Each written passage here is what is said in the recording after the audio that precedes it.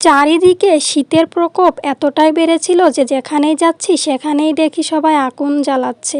Hello everyone, আসসালামু আলাইকুম। কি অবস্থা সবার, কেমন আছেন? আশা করি সবাই অনেক অনেক ভালো আছেন। আলহামদুলিল্লাহ, আমরা অনেক ভালো আছি। গিয়েছিলাম আলবিকে নিয়ে একটু মার্কেটে আলবির একটা জ্যাকেট কেনার জন্য।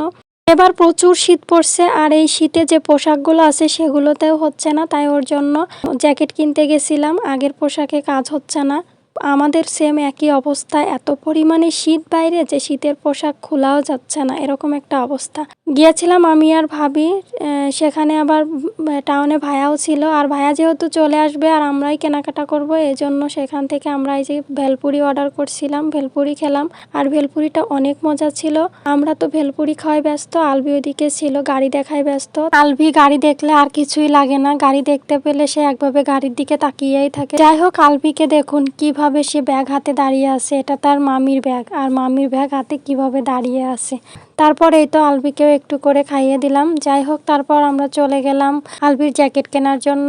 আর জ্যাকেট কেনার দোকানে এসে কয়েকটা জ্যাকেট দেখছিলাম, আর জ্যাকেটগুলো আলবিকে একটু পরিয়েও দেখেছিলাম যে কেমন লাগে আর কোনটাতে তাকে ভালো মানায়।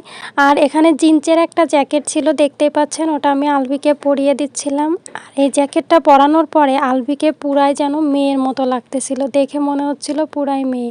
আর টুপিটাও ছোট ছিল, আর এ কারণে এই জিন্সের জ্যাকেটটা আর নেওয়া হয়নি। কিন্তু এই জ্যাকেটটা পরেও আলবিকে খুব ভালো লাগছিল, মাশাল্লাহ।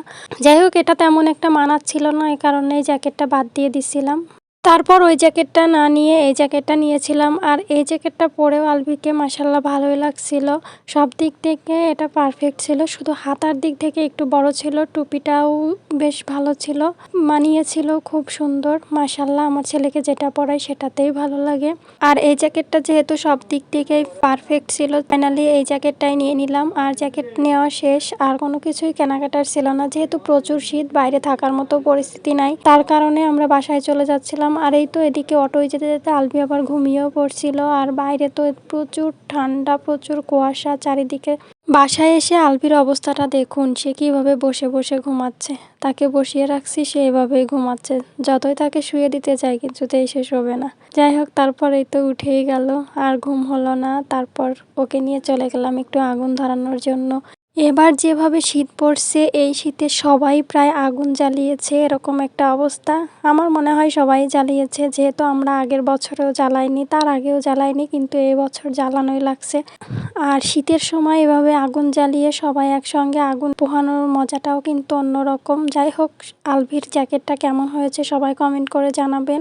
আজকের মতো এ পর্যন্তই। সবাই ভালো থাকবেন, সুস্থ থাকবেন, আমাদের জন্য দোয়া করবেন। আল্লাহ হাফেজ, আসসালামু আলাইকুম।